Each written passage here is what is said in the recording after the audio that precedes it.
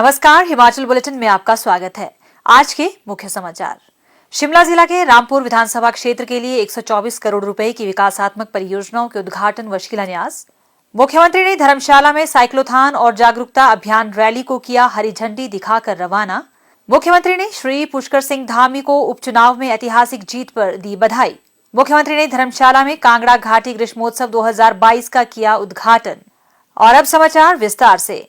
मुख्यमंत्री श्री जयराम ठाकुर ने आज शिमला जिला के रामपुर विधानसभा क्षेत्र के रामपुर में 124 करोड़ रुपए की 30 विकासात्मक योजनाओं के लोकार्पण एवं शिलान्यास किए। गोविंद वल्लभ पंत राजकीय डिग्री कॉलेज रामपुर के मैदान में आयोजित जनसभा को संबोधित करते हुए मुख्यमंत्री ने शिंगला में संस्कृत महाविद्यालय, निरथ में हिमाचल प्रदेश राज्य विद्युत बोर्ड का उपमंडल, खोलीघाट में पुलिस पोस्ट, ज्यूरी और थली चकती में उप तहसील, सराहन में बस स्टैंड और ज्यूरी में फायर पोस्ट खोलने की घोषणा की।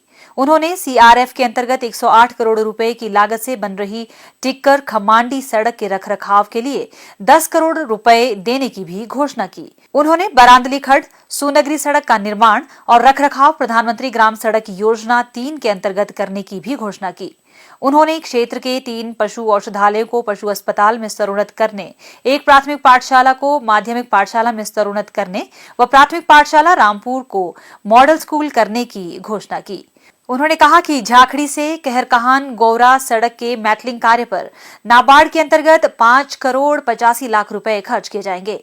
श्री जयराम ठाकुर ने कहा कि रामपुर क्षेत्र उनके अपने स्वराज क्षेत्र के समान है और सरकार द्वारा विकास के मामले में इसे प्राथमिकता प्रदान की जा रही है। मुख्यमंत्री ने कहा, हमने पहली कैबिनेट की बैठक में निर्णय किया कि 70 साल के ऊपर बुजुर्गों के लिए सबके लिए पेंशन का प्रावधान होगा और 70 साल की पेंशन के साथ साथ में पिछले साल हमने तय किया कि 65 साल से ऊपर जितने भी हमारी माताएं हैं उनको भी पेंशन का प्रावधान करेंगे। उनके लिए पेंशन का प्रावधान किया और अब की बार सब साथियों ने कहा कि नहीं 65 नहीं, अब इसको 60 करना चाहिए। हमने तय कर दिया 60 साल के ऊपर जितने भी बुजुर्ग हैं सबके लिए पेंशन का प्रावधान होगा। पेंशन का प्रावधान उनके जमाने में हमारी सरकार से पहले जब तक का आंकड़ा था 400 करोड़ रुपए पेंशन पर खर्च किया जाता था और हमें कहते हैं कि कुछ नहीं किया। हम 1300 करोड़ रुपए खर्च कर रहे हैं, वो 400 करोड़ खर्च कर रहे हैं। हम सब लोगों से एक ही बात कह रहे हैं, मिलकर के चलिए और मिलकर के चलिए। ये रामपुर निश्चित रूप से एक दिन निश्चित रूप से हमारे साथ चलेगा, मोदी जी के साथ चलेगा, ऐसा मुझे पूरा भरोसा है। आज मैं अभी देख रहा था थोड़ी देर पहले उत्तराखंड के एक विधानसभा का चुनाव था, उपचुनाव था। उस चुनाव का परिणाम निकला तो वहां के जो मुख्यमंत्री धामी जी चुनाव लड़े और सबकी जमानत जब्त करके जो है 55,000 वोटों से जीते हैं। अभी 3 घंटे पहले की समाचार की खबर। अभी प्रधानमंत्री नरेंद्र भाई मोदी जी शिमला आए थे और शिमला आकर के जिस प्रकार से उन्हें कार्यक्रम में अपनी बात कही और भारत के इतिहास में पहली बार कोई प्रधानमंत्री माल रोड के मैदान में गाड़ी छोड़ करके पैदल निकल पड़े।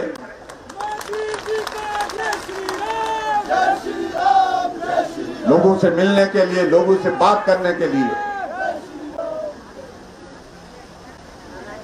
सुरक्षा के लोग बोलते रहे कि मुश्किल है, नहीं करना चाहिए, बिल्कुल नहीं करना चाहिए, लेकिन मोदी जी ने कहा कि मुझे मिलना है। मेरे हिमाचल के लोग हैं, मैंने वर्षों जिंदगी के इनके साथ यहां पर गुजारे हैं। आज मेरा मन कह रहा है कि मैं फिर से एक बार उसी तरह से इस माल रोड के स्कैंडल पॉइंट से लेकर के रानी झांसी पार्क तक पैदल चल करके वहां पर पहुंचूं। और वो गए और लोगों ने उनको सर आंखों पर बिठाया।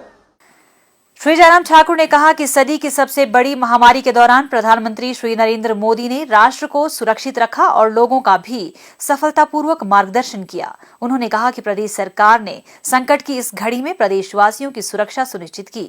इस महामारी के प्रबंधन में प्रदेश सरकार द्वारा उठाए गए कदमों और कोविड की पहली और दूसरी खुराक का 100% टीकाकरण सुनिश्चित करने में पहला स्थान प्राप्त करने पर प्रधानमंत्री द्वारा प्रदेश की सराहना की गई है। उन्होंने कहा कि हाल ही में प्रधानमंत्री ने प्रदेश के दौरे के दौरान शिमला से राष्ट्र स्तरीय कार्यक्रम को संबोधित किया और वर्चुअल माध्यम से देश के 17 लाख से अधिक लोग इस कार्यक्रम के साक्षी बने। मुख्यमंत्री ने कहा कि प्रदेश सरकार ने राज्य के स्वयं सहायता समूहों के लिए 25,000 रुपए के रिवॉल्विंग फंड का प्रावधान किया है। उन्होंने विकास के मुद्दों पर इस ग्रामीण क्षेत्र की महिलाओं की सक्रियता के लिए उनकी सराहना की। मुख्यमंत्री श्री जयराम ठाकुर ने आज विश्व साइकिल दिवस के अवसर पर पुलिस ग्राउंड धर्मशाला में साइक्लोथॉन और जागरूकता अभियान रैली को हरी झंडी दिखाकर रवाना किया। इस रैली का समापन युवा सेवाएं और खेल इंडोर कॉम्प्लेक्स में हुआ। रैली का आयोजन धर्मशाला स्मार्ट सिटी मिशन द्वारा किया गया। इस अवसर पर मुख्यमंत्री ने आयोजन की सराहना करते हुए कहा कि इससे साइकिल का उपयोग करने के संदेश का प्रचार प्रसार करने में मदद मिलेगी। उन्होंने कहा कि साइकिल न केवल यातायात का प्रदूषण रहित दोपहिया साधन है, बल्कि यह शारीरिक फिटनेस को भी बढ़ावा देता है। उन्होंने इस आयोजन में भाग लेने के लिए युवाओं की सराहना करते हुए कहा कि यह अन्य युवाओं को आकर्षित करने में सहायक सिद्ध होगा। इससे पूर्व मुख्यमंत्री ने सर्किट हाउस धर्मशाला में जन शिकायतें भी सुनी। मुख्यमंत्री श्री जयराम ठाकुर ने विधानसभा उपचुनाव में चंपावत निर्वाचन क्षेत्र से ऐतिहासिक जीत हासिल करने पर उत्तराखंड के मुख्यमंत्री श्री पुष्कर सिंह धामी को बधाई एवं शुभकामनाएं दी हैं। उन्होंने कहा कि प्रधानमंत्री श्री नरेंद्र मोदी के मार्गदर्शन में श्री पुष्कर सिंह धामी उत्तराखंड की प्रगति के लिए सराहनीय कार्य कर रहे हैं। मुख्यमंत्री ने आशा व्यक्त की कि श्री पुष्कर सिंह धामी के दूरदर्शी नेतृत्व में आने वाले वर्षों में उत्तराखंड तीव्र गति से विकास सुनिश्चित करेगा। मुख्यमंत्री श्री जयराम ठाकुर ने गत सायं धर्मशाला पुलिस मैदान में कांगड़ा घाटी ग्रीष्मोत्सव 2022 का उद्घाटन किया। 2 जून से 9 जून 2022 तक आयोजित किए जा रहे इस महोत्सव में 4 सांस्कृतिक संध्याएं रखी गई हैं।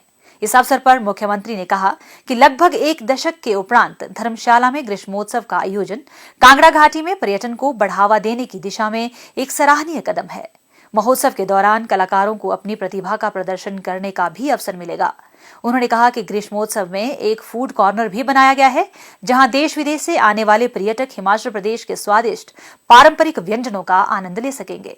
श्री जयराम ठाकुर ने कहा कि धर्मशाला राज्य का विश्व प्रसिद्ध पर्यटन स्थल है और सरकार यहां पर्यटन को बढ़ावा देने के लिए हर संभव प्रयास कर रही है। ग्रीष्मोत्सव की पहली सांस्कृतिक संध्या में police band harmony of pines और अन्य कलाकारों ने सराहनीय प्रस्तुतियां दी।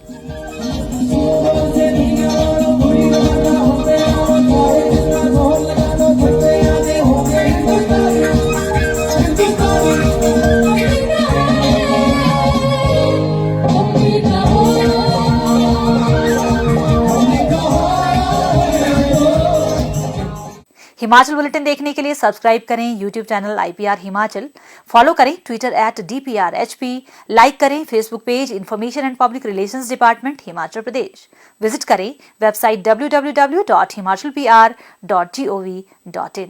इस अंक में इतना ही। कल फिर होगी मुलाकात। दीजिए इजाजत। नमस्कार।